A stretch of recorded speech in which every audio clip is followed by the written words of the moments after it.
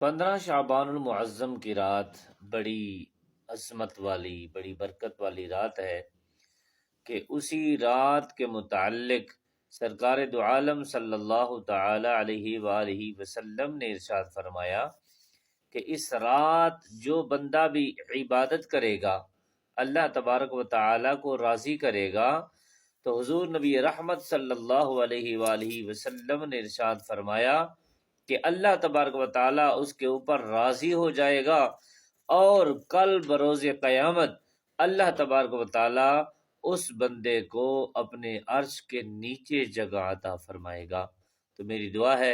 अल्लाह तबारक व तआला माह शाबान मुअज़्ज़म की